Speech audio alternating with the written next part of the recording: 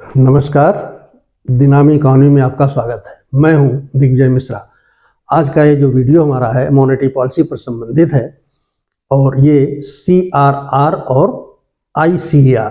CRR का मतलब cash reserve ratio, ICR का मतलब इंक्रीमेंटल कैश रिजर्व रेशियो। ये मॉनेटरी पॉलिसी इंप्लीमेंट करने के दो बहुत ही महत्वपूर्ण इंस्ट्रूमेंट हैं, तो इन्हीं पर आज हम चर्चा करेंगे। CRR कैश रिजर्व रेशियो यानी नगद आरक्षण अनुपात, CRR मतलब इंक्रीमेंटल कैश रिजर्व रेशियो यानी वृद्धिमान नगद आरक्षण अनुपात। ये दोनों इंस्ट्रूमेंट हैं जिसके माध्यम से जो रिजर्व बैंक है वो अर्थव्यवस्था को रेगुलेट करने की कोशिश करता है कि रिजर्व बैंक जिस दिशा में ले जाना चाहता है उस दिशा में अर्थव्यवस्था को ले जाता है। तो बेसिकली इसके माध्यम से अर्थव्यवस्था में मुद्रा की मात्रा और उसके परिणाम स्वरूप अर्थव्यवस्था में कीमतों को नियंत्रित करने का प्रयास किया जाता है। कैसे किया जाता है, इससे पहले हम डेफिनेशन समझ लेते हैं। डेफिनेशन जो है CRR की, नगद आरक्षण अनुपात की डेफिनेशन ये है, this refers to percentage of total demand and time deposits of scheduled commercial banks to be kept with RBI in form of cash. यानी कि CRR का मतलब होता है कि जो शेड्यूल्ड कमर्शियल बैंक हैं उनमें जो भी सावधि जमा और मांग जमा है उनका वह प्रतिशत जो रिजर्व बैंक में नगद के रूप में जमा करना पड़ता है। यानी कि हर बैंक में जो शेड्यूल्ड कमर्शियल बैंक है उसको अपनी कुल जमा का एक निश्चित अनुपात में धन रिजर्व बैंक में कैश के रूप में, नगद के रूप में जमा करना पड़ता है। उसी को कहा जाता है CRR। तो ये जो CRR मेंटेन करने की व्यवस्था है ये RBI एक्ट 1934 के सेक्शन 42 में किया गया है। यानी ये RBI एक्ट 1934 का सेक्शन 42 ये प्रोविजन करता है कि शेड्यूल्ड कमर्शियल बैंक्स के लिए CRR मेंटेन करना, और अगर रिजर्व बैंक कहता है तो ICRR मेंटेन करना कंपल्सरी है। अगर नहीं करेंगे तो उनके ऊपर लीगल एक्शन हो जाएगा। ये प्रोविजन यहां से आता है। इसमें जो मुख्य उद्देश्य है CRR और ICRR मेंटेन करने का, ये है मॉनिटरी स्टेबिलिटी, कि अर्थव्यवस्था का जो मॉनिटरी सिस्टम है वो ठीक ढंग से काम करता रहे। इसलिए ये प्रोविजन किया गया है RBI एक्ट में। यहाँ ध्यान देने वाली बात यह है कि रिजर्व बैंक इसमें कोई अपर या लोअर लिमिट डिसाइड नहीं करता। ऐसा नहीं है कि कोई अपर लिमिट हो कोई लोअर लिमिट हो। ये रिजर्व बैंक के डिस्क्रिप्शन पर है कि वो जितने मात्रा में चाहे CRR और ICR डिसाइड कर ले। डिस्क्रिप्शन है रिजर्व बैंक का। तो इसमें सबसे पहले हम ये जानते हैं कि आखिर ये शेड्यूल्ड कमर्शियल बैंक क्या होते हैं। शेड्यूल्ड कमर्शियल बैंक वो होते हैं जो RBI एक्ट के सेकंड शेड्यूल के अनुसार पंजीकृत होते हैं। इनकी उनका जो रजिस्ट्रेशन है वो RBI एक्ट के सेकंड शेड्यूल के अनुसार होता है। इसका बेनिफिट ये मिलता है कि जो शेड्यूल्ड कमर्शियल बैंक्स होते हैं उनको रिजर्व बैंक से सस्ते में लोन मिल जाता है, कम ब्याज दर पर लोन मिल जाता है। लेकिन इसके बदले में उन्हें रिजर्व बैंक के कुछ एडिशनल मानक को पूरा करना पड़ता है अगर शेड्यूल 2 के अंतर्गत बैंक को लाना है तो। डिमांड और टाइम लायबिलिटी क्या होती है, या डिमांड और टाइम डिपॉजिट क्या होती है। बैंक में जो डिपॉजिट होती है बेसिकली वो 3 प्रकार की होती है, या अकाउंट जो हम खोलते हैं वो 3 प्रकार का होता है। एक होता है सेविंग अकाउंट, जो आमतौर पर आप खोलते हैं खाता अपना।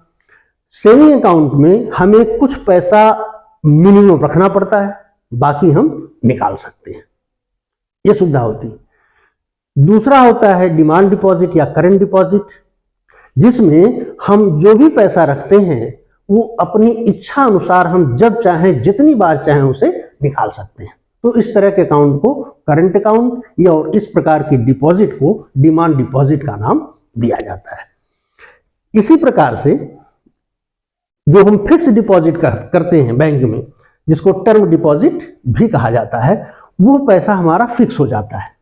जैसे 5 साल के लिए आपने एफडी करा दी तो पैसा फिक्स हो गया, उसको आप निकाल नहीं सकते। तो जब बैंक की टोटल डिपॉजिट जोड़ी जाएगी, जैसे कि इसमें लिखा गया है कि टोटल जो टाइम और डिमांड डिपॉजिट्स हैं उसका परसेंटेज, तो जब बैंक की डिपॉजिट जोड़ी जाएगी तो उसमें डिमांड डिपॉजिट, टाइम डिपॉजिट और सेविंग डिपॉजिट तीनों को जोड़कर निकाला जाएगा कि इनकी टोटल डिपॉजिट इतनी है और इसका इतना परसेंटेज जो है कैश के रूप में जमा करना पड़ेगा। तो इसके लिए हम एक उदाहरण ले लेते हैं। जैसे मान लीजिए कोई बैंक है, अल्फा बैंक, इसमें रामू ने 200 रुपए जमा किए सेविंग डिपॉजिट के रूप में और मोनू ने 300 रुपए जमा किए डिमांड डिपॉजिट के रूप में और पेप्सी कंपनी ने 500 रुपए जमा किए टाइम डिपॉजिट के रूप में। अब CRR अगर 10% है तो इस डिपॉजिट का 10% यानी 20 रुपए, इसका भी 10% यानी 30 रुपए, इसका भी 10% यानी 50 रुपए, ये रिजर्व बैंक में जमा करना पड़ेगा कैश के रूप में। टोटल कितना हो गया? 100 रुपए। टोटल डिपॉजिट कितनी हो गई? 1000 रुपए। तो यहां देखिए कि टोटल डिपॉजिट 1000 आ रही है, CRR 10% है, तो इसका 10% यानी 100 रुपए रिजर्व बैंक के पास कैश के रूप में जमा करना पड़ रहा है। तो ये जो परसेंटेज है इसी को हम कहते हैं CRR। और ये जो पैसा जमा हुआ है रिजर्व बैंक में इसको कहते हैं कैश रिजर्व, कैश रिजर्व। अब ये जो पैसे यहां चले गए तो यहां से ही चला गया, तो इसका मतलब कि बैंक के पास कुल 900 रुपए बच गए, यानी कि इनके खाते में आपका 180 रुपए, इनके खाते में 270 रुपए और इस खाते में 450 रुपए। टोटल बैंक के पास 900 रुपए बच गए। क्योंकि बैंक जो है वो बिजनेस भी करता है, आखिर बैंक हमको इंटरेस्ट देता है तो इंटरेस्ट कहां से आता है? वो अपने बिजनेस से प्राप्त करता है। तो ये तो लीगल रिक्वायरमेंट हो गया, इतना पैसा रिजर्व बैंक के पास जमा करना पड़ेगा। अब इतना पैसा बैंक के पास पड़ा हुआ है, इसी को वह दूसरे लोगों को लोन देता है और इस लोन पर जो ब्याज प्राप्त करता है वह बैंक की कमाई हो जाती है। तो इस प्रकार से इसके माध्यम से बैंक अपनी कमाई बढ़ाता है और यहीं पर आता है इंपॉर्टेंस कि CRR अर्थव्यवस्था के लिए महत्वपूर्ण कैसे है। अब यहां देखिए कि CRR 10% है और इस हिसाब से बैंक के पास 900 रुपए बचे हुए लोगों को लोन देने के लिए।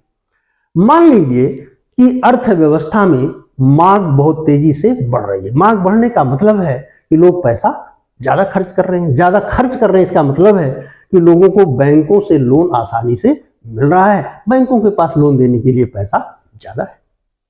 अब रिजर्व बैंक ये चाहता है कि कीमतों का बढ़ना रोका जाए, यानी कि मांग को किसी तरह से कंट्रोल किया जाए। तो रिजर्व बैंक CRR के रूप में इसके पास एक इंस्ट्रूमेंट है, इसको 10 से बढ़ाकर 20% कर दे। ये देखिए 10 से बढ़ाकर 20% कर दिया। अब बैंक की टोटल डिपॉजिट 1000 है तो 1000 का 20% अब रिजर्व बैंक में चला जाएगा, यानी कि पहले 100 था, इसका 20% यानी 200, यहां 200 होना चाहिए। तो 100 रुपए और रिजर्व बैंक में जमा करना पड़ जाएगा इन बैंकों। परिणाम क्या होगा कि अब यहां पर जो इनके पास पैसा है वो 900 से घटकर केवल 800 रह जाएगा, यानी कि बैंक की जो ऋण देने की क्षमता है वो कम हो जाएगी। जब ऋण देने की क्षमता कम हो जाएगी तो बैंक लोगों को कम लोन देगा, कम लोन मिलेगा तो लोग कम खर्च कर पाएंगे और जब कम खर्च कर पाएंगे तो डिमांड नहीं बढ़ेगी, जब डिमांड नहीं बढ़ेगी तो कीमतें भी बढ़ नहीं पाएंगी। तो अगर इकोनॉमी में कीमतें बढ़ रही हैं तो CRR को बढ़ा देना इन्फ्लेशन कंट्रोल करने का एक अच्छा माध्यम हो सकता है। इसी तरह से अगर अर्थव्यवस्था में ग्रोथ बढ़ाना हो तो डिमांड बढ़ानी पड़ेगी, क्योंकि ग्रोथ तभी बढ़ेगा जब उत्पादन बढ़ेगा, उत्पादन तब बढ़ेगा जब मांग बढ़ेगी। तो रिजर्व बैंक के पास ये इंस्ट्रूमेंट है कि अगर वो ग्रोथ बढ़ाना चाहता है तो CRR को कम कर दे।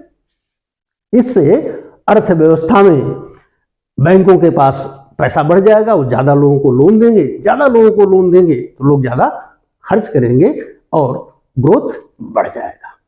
तो CRR के माध्यम से अर्थव्यवस्था को, जो मैंने शुरू में कहा था कि कंट्रोल रिजर्व बैंक करने का प्रयास करता है, इस तरह से वो बढ़ाकर और घटाकर वास्तव में वो बैंकों की लोन देने की क्षमता को प्रभावित करता है और इसके कारण मांग प्रभावित होती है। मांग प्रभावित होने के कारण अर्थव्यवस्था पर उसका प्रभाव पड़ता है, चाहे इन्फ्लेशन कंट्रोल करने की बात हो, चाहे ग्रोथ रेट को प्रभावित करने की बात हो। तो ये तो बात हो गई CRR की। अब हम आते हैं इंक्रीमेंटल CRR। इंक्रीमेंटल CRR का प्रोविजन भी RBI एक्ट में ही है, सेक्शन 42 में ही है। इसमें रिजर्व बैंक ये करता है कि जब उसको लगता है कि बैंकों के पास पैसा बहुत ज्यादा आ रहा है, जैसे 2023 में सरकार ने 2000 नोटों को वापस करने का फैसला किया, तो लोग जाकर बैंकों में नोट जमा करने लग गए, बैंकों में पैसा बढ़ गया। ऐसा हो सकता है कि वो पैसा लोगों को लोन देने में खर्च कर दिया जाए तो अर्थव्यवस्था में मांग बढ़ जाएगी और कीमतें भी बढ़ने लग जाएंगी। इस स्थिति में रिजर्व बैंक इसको नियंत्रित करने के लिए ICRR का सहारा लेता है। तो जब अचानक बैंकों के पास पैसा ज्यादा चला जाता है तो CRR के अलावा वो इंक्रीमेंटल CRR के रूप में एक नया परसेंटेज तय कर देता है। जैसे रिजर्व बैंक ये तय कर दे कि किसी पर्टिकुलर, हम ये बात कर रहे थे कि पिछली साल 2000 नोट वापस करने का निर्णय लिया गया, तो रिजर्व बैंक मान लीजिए फैसला कर दिया कि मई 23 से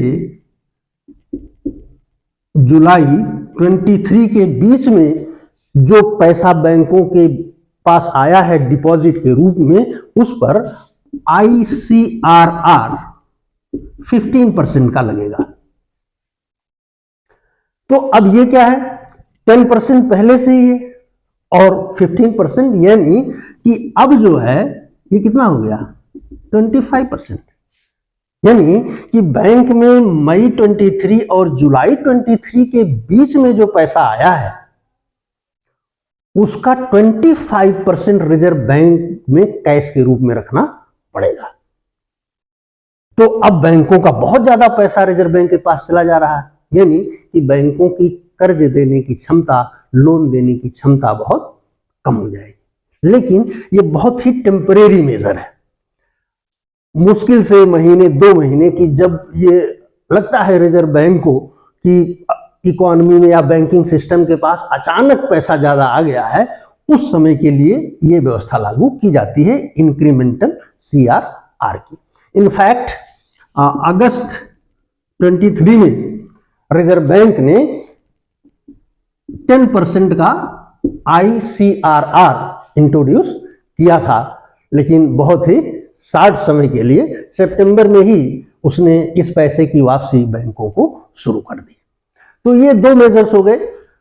CRR जो है वो परमानेंट है, ICRR टेम्पररी है।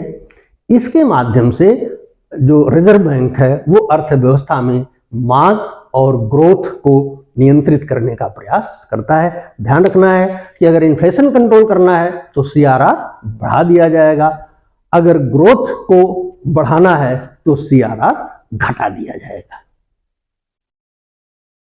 ये CRR और ICR का। तो वीडियो पर अपनी राय अवश्य दीजिए, वीडियो को लाइक करें, शेयर करें और सब्सक्राइब करें। वीडियो देखने के लिए आपका धन्यवाद।